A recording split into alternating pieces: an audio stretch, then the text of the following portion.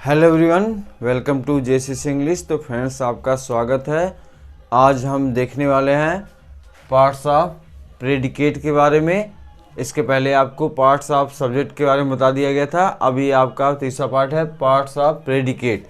इसमें हम सीखेंगे पार्ट्स ऑफ प्रेडिकेट में क्या क्या होते हैं। ठीक है, इसमें देखिए पार्ट्स ऑफ प्रेडिकेट में कौन कौन से होते हैं। एक होता है आपका वर्ब। ठीक है, पार्ट्स ऑफ प्रेडिकेट की जो स्टार्टिंग होती है सब्जेक्ट और प्रेडिकेट, तो प्रेडिकेट की जो स्टार्टिंग होगी वह होगी वर्ब से। ठीक है, मतलब हर एक सेंटेंस में एक वर्ब होना चाहिए। तो सब्जेक्ट होगा और एक वर्ब होगा। अब इस वर्ब के बाद होता है ऑब्जेक्ट होता है इसमें, और एक होता है कंप्लीमेंट। ठीक है, तो प्रेडिकेट में ये तीन पार्ट होते हैं। वर्ब होता है, ऑब्जेक्ट होता है और कंप्लीमेंट। और ये जो ऑब्जेक्ट होते हैं आपके, ये दो तरह से हो सकते हैं। एक होता है डायरेक्ट ऑब्जेक्ट, एक होता है इनडायरेक्ट ऑब्जेक्ट। ठीक है, और ये कंप्लीमेंट भी कई तरीके के होते हैं, तो इसको हम बारी बारी से देखेंगे।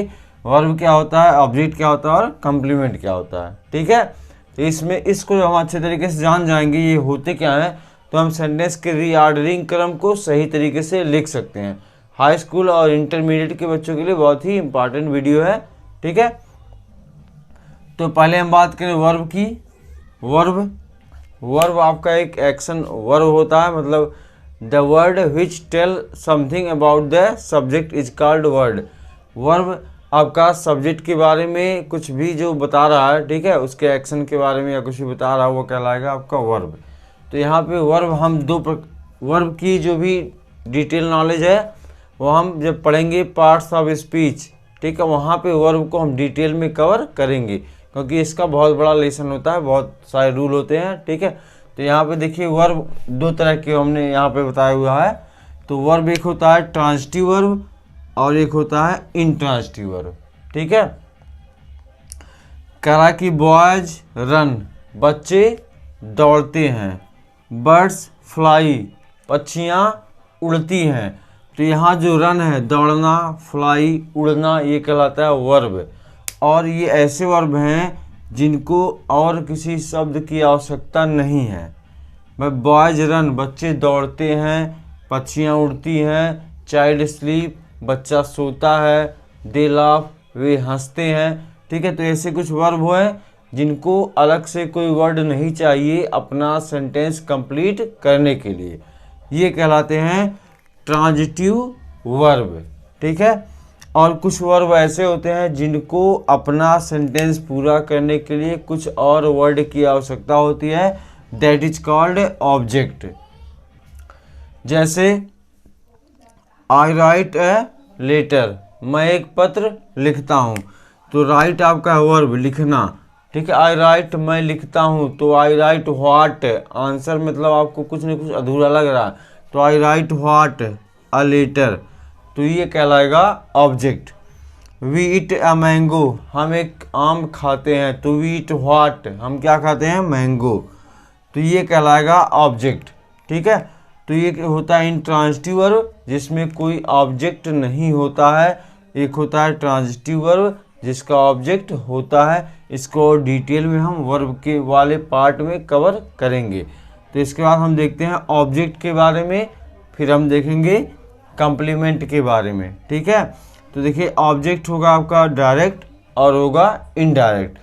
डायरेक्ट ऑब्जेक्ट जो होगा, ठीक है, डायरेक्ट ऑब्जेक्ट आपका अगर क्वेश्चन आप करेंगे व्हाट, ठीक है, अगर व्हाट से क्वेश्चन करेंगे, जो आपका वर्ब है ट्रांजिटिव वर्ब है, अगर उस ट्रांजिटिव वर्ब से हम व्हाट लगा के क्वेश्चन करेंगे तो जो आंसर हमको मिलेगा वही कहलाएगा आपका डायरेक्ट ऑब्जेक्ट। फॉर एग्जाम्पल यहाँ पे आई राइट अ लेटर, तो आई राइट व्हाट, मैं क्या लिखता हूँ, एक पत्र। तो ये जो लेटर आपका आंसर मिला है ये कहलाएगा डायरेक्ट ऑब्जेक्ट। और इनडायरेक्ट ऑब्जेक्ट क्या होता है, जब हम क्वेश्चन करेंगे हुम मतलब किसको। आई राइट हुम, मैं किसको लिखता हूँ, तो ऐसा कोई आंसर नहीं है, तो वह जो आंसर मिलेगा वह कहलाएगा इनडायरेक्ट ऑब्जेक्ट। तो चलिए हम देखते हैं डायरेक्ट ऑब्जेक्ट और इनडायरेक्ट ऑब्जेक्ट क्या होता है, देन उसके बाद हम देखेंगे कंप्लीमेंट के बारे में। तो चलिए हम देखते हैं डायरेक्ट ऑब्जेक्ट और इनडायरेक्ट ऑब्जेक्ट क्या होते हैं। तो ये देखिए इम्पॉर्टेंट है आपका, जब हम पढ़ेंगे पैसिव वॉइस तो वहाँ भी इम्पॉर्टेंट होता है, क्योंकि जिस वर्ब के ऑब्जेक्ट होते हैं उन्हीं का पैसिव वॉइस बनता है, ट्रांसिटिव और इंट्रांसिटिव। तो ट्रांसिटिव वर्ब के ऑब्जेक्ट होते हैं। तो अगर हम किसी वर्ब से क्वेश्चन कर रहे हैं व्हाट से, ठीक है, अगर व्हाट से क्वेश्चन कर रहे हैं, व्हाट मीन्स होता है क्या, तो अगर हम व्हाट से क्वेश्चन कर रहे हैं जो आंसर आप हमको मिलेगा वह कहलाएगा डायरेक्ट ऑब्जेक्ट, ठीक है, मतलब। और अगर हम किसी वर्ब से क्वेश्चन करें whom, ठीक है, whom मतलब होता है किसको, ठीक है, उस कंडीशन में क्या होगा, हमें मिलेगा इनडायरेक्ट ऑब्जेक्ट। तो ऑब्जेक्ट बेसिकली ये होता है कि जो सब्जेक्ट द्वारा जो एक्शन होता है, जो कार्य होता है, उसका प्रभाव जिस चीज़ पे पड़ता है उसी को हम कहते हैं ऑब्जेक्ट, ठीक है। तो इसका प्रभाव दो तरीके से हो सकता है, या तो वह ऑब्जेक्ट आपका डायरेक्ट ऑब्जेक्ट हो, मतलब होता है निर्जीव ऑब्जेक्ट। व्हाट से अगर हमें आंसर मिल रहा है तो निर्जीव ऑब्जेक्ट होता है, और होम से जो मिलता है वह सजीव होता है, उसको हम कहते हैं indirect object. For example, Mohan give me a pen, Mohan ने मुझे एक कलम दिया। तो गिव मतलब होता है देना, ये आपका है वर्ब। तो हम वर्ब से क्वेश्चन करेंगे कि मोहन गिव व्हाट, मोहन ने क्या दिया, तो आंसर मिलेगा a pen. Mohan give what, Mohan ने क्या दिया, ए पेन दिया। तो व्हाट से क्वेश्चन मिलने पे ये कहलाएगा आपका डायरेक्ट ऑब्जेक्ट। अब हम क्वेश्चन करें मोहन गिव whom, मोहन ने किसको दिया, तो मोहन ने मुझे दिया, ये कहलाएगा आपका इनडायरेक्ट ऑब्जेक्ट, ठीक है। She sent me a letter, उसने मुझे एक पत्र भेजा। तो she sent what, she sent what, उसने क्या भेजा, ए लेटर। तो ए लेटर आपका क्या है, बिल्कुल सही आपने कहा, डायरेक्ट ऑब्जेक्ट। और शी सेंट whom, उसने किसको भेजा, मुझे। तो मुझे वर्ड क्या है, इनडायरेक्ट ऑब्जेक्ट, ठीक है। ही ब्राट हिम ए वॉच, उसने उसे एक घड़ी लाई, उसके लिए एक घड़ी लाई। तो ही ब्राट, उसने लाया, ही ब्राट whom, उसने किसको लाया, मुझे लाया, मेरे लिए लाया, उसके लिए, ठीक है। तो हिम हो जाएगा आपका इनडायरेक्ट ऑब्जेक्ट। और ही ब्राट व्हाट, उसने क्या लाया, तो क्या लाया, वॉच लाया, घड़ी लाया, ठीक है। तो आई होप कि आपको क्लियर हो गया होगा, ठीक है। तो ये आपका होता है इनडायरेक्ट ऑब्जेक्ट और डायरेक्ट ऑब्जेक्ट, ठीक है। अब ये आपका होता है कि हम पहले किसको लिखें, पहले डायरेक्ट ऑब्जेक्ट को लिखें या इनडायरेक्ट ऑब्जेक्ट को लिखें। तो हम दोनों को लिख सकते हैं, ठीक है। लेकिन अगर आपको अच्छा लिखना है तो आप पहले इनडायरेक्ट ऑब्जेक्ट को ही लिखिए, सजीव को लिखिए, ठीक है। Mohan give me a pen. But अगर आप चाहते हैं पहले हम डायरेक्ट ऑब्जेक्ट को लिखें उसके बाद हम इनडायरेक्ट ऑब्जेक्ट को लिखें, तो इसमें थोड़ा सा आपको चेंज करना होगा। जैसे यहाँ हो गया मोहन गिव। अब देखिए अगर हम पेन को पहले लिख दें तो मोहन गिव ए पेन। अब यहाँ मी से पहले आपको लगाना होगा टू मी। अगर हम डायरेक्ट ऑब्जेक्ट को पहले और इनडायरेक्ट ऑब्जेक्ट को बाद में लिख रहे हैं तो आपको इनडायरेक्ट ऑब्जेक्ट के पहले टू का यूज करना होगा, ठीक है। जैसे शी सेंट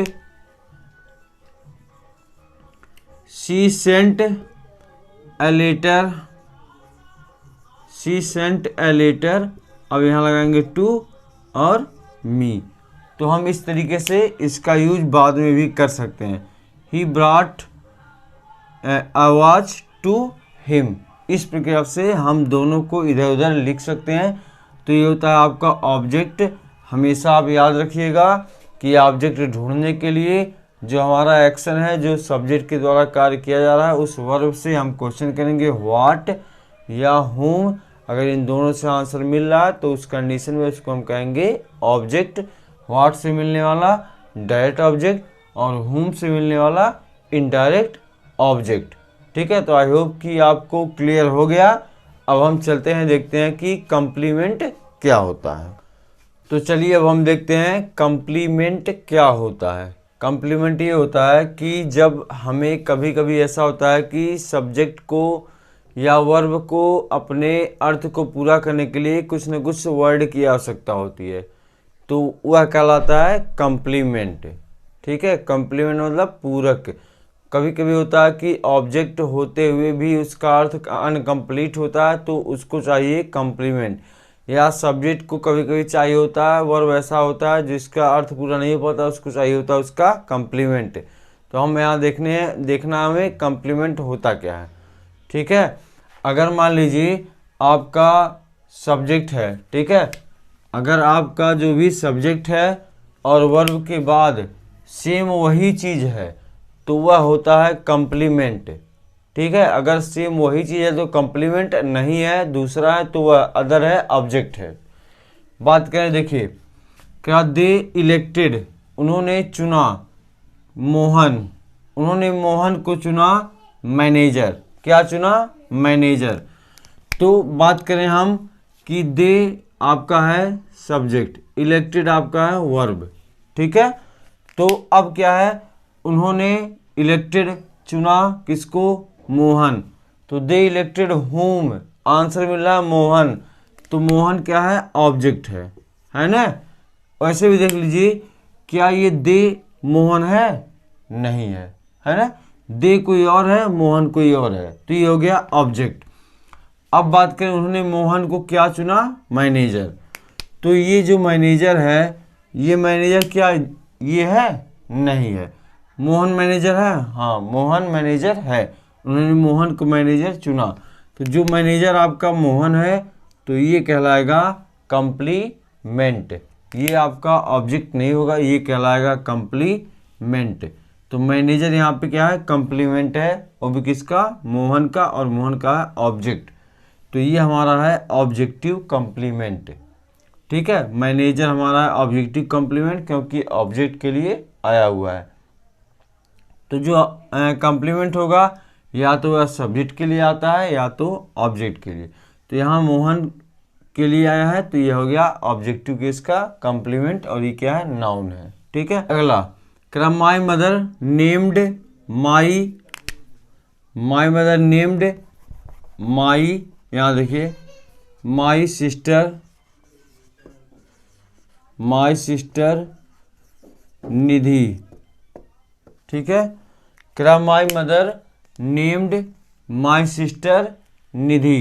तो मेरी माँ ने नेम्ड नाम दिया, माई सिस्टर मेरी सिस्टर का क्या नाम दिया? निधि। तो क्या ये जो है माई मदर माई सिस्टर है? नहीं है, तो ये हो जाएगा ऑब्जेक्ट। किसका नाम दिया गया? मेरी सिस्टर का, तो ये है आपका ऑब्जेक्ट। अब इनका नाम क्या दिया गया? निधि। तो ये निधि कौन है? माई सिस्टर है ना। ये निधि कौन है? माई सिस्टर है। तो जब ये यही है तो इसको हम कहेंगे कंप्लीमेंट, इसको ऑब्जेक्ट नहीं कहेंगे।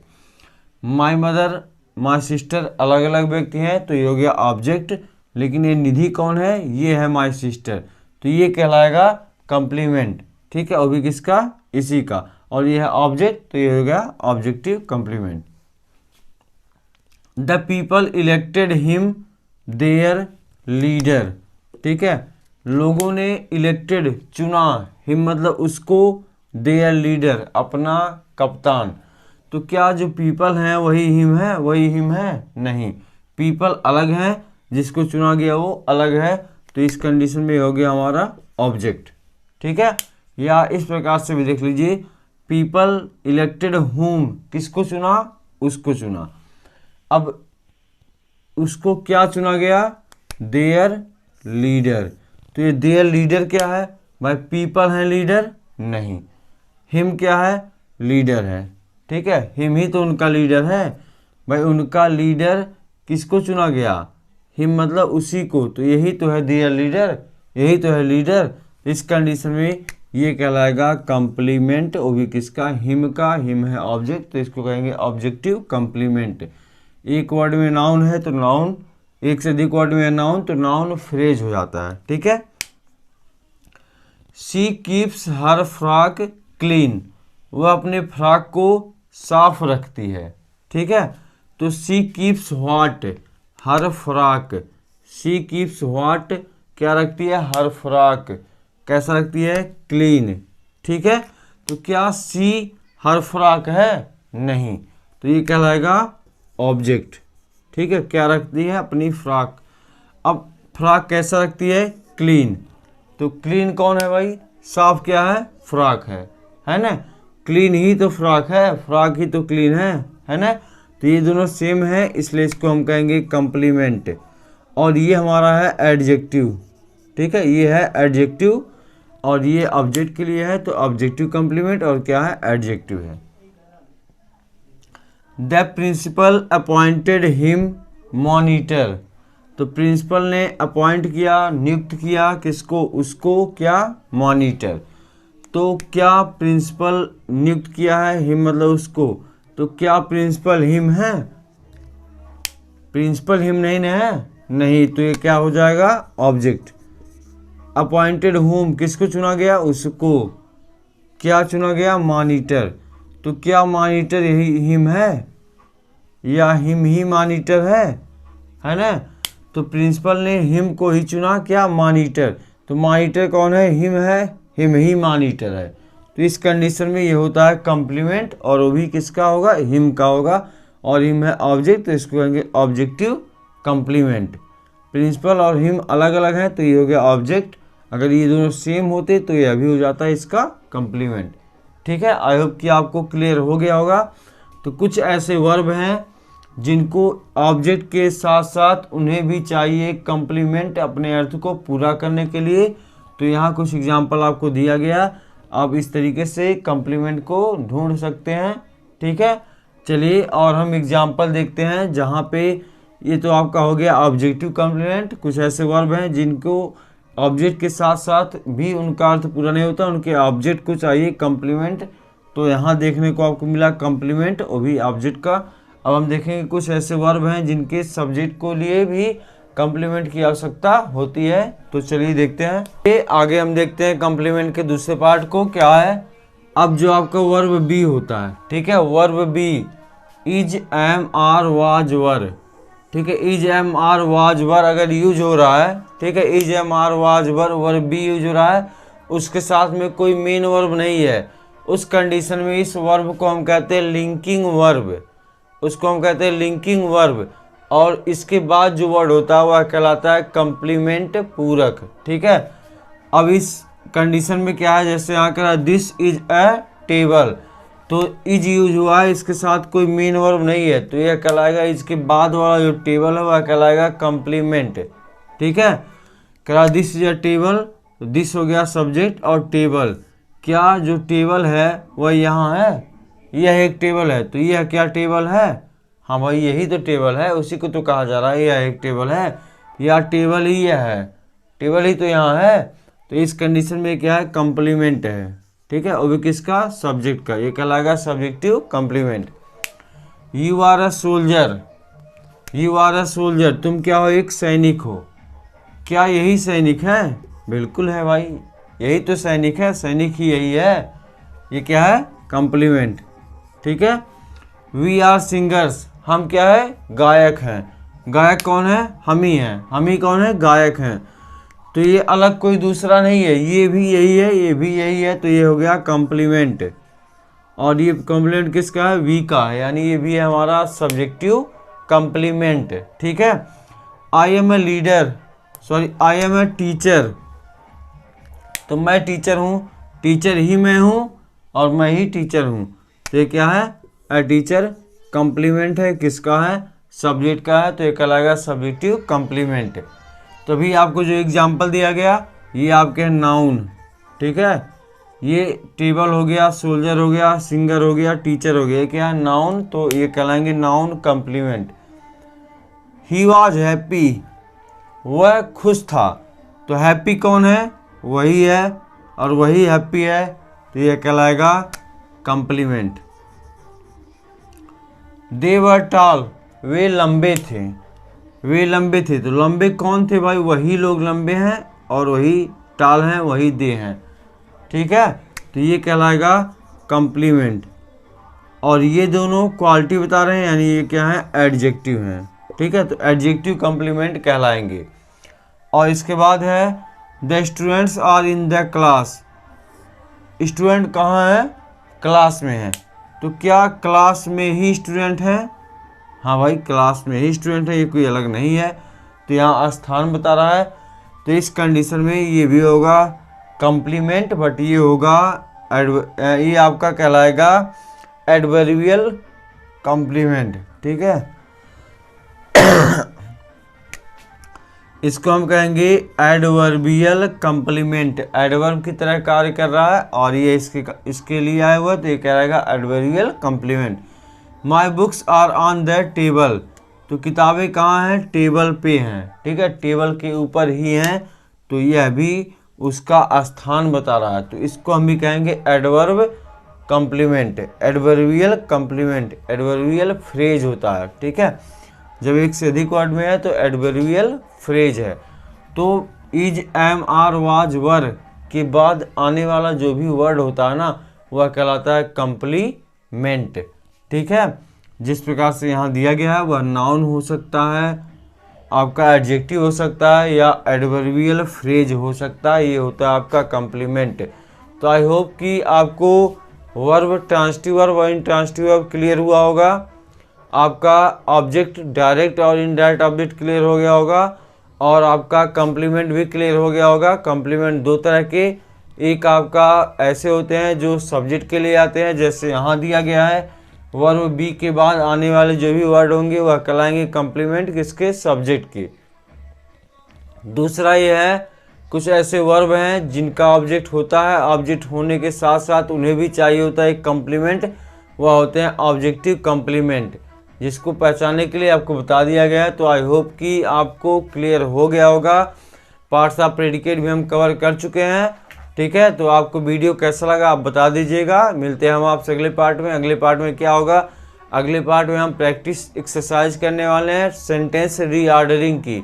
सब्जेक्ट और प्रेडिकेट के पार्ट को हम जान चुके हैं, आप सेंटेंस की रीऑर्डरिंग देखेंगे, कैसे उसके रीऑर्डर को सही करेंगे। ठीक है, तो आई होप कि आपको वीडियो पसंद आ गया होगा। तो वीडियो कैसा लगा आप हमें कमेंट बॉक्स में बताइएगा। मिलते हैं हम आपसे अगले पार्ट में, तब तक के लिए थैंक्स, गुड बाय।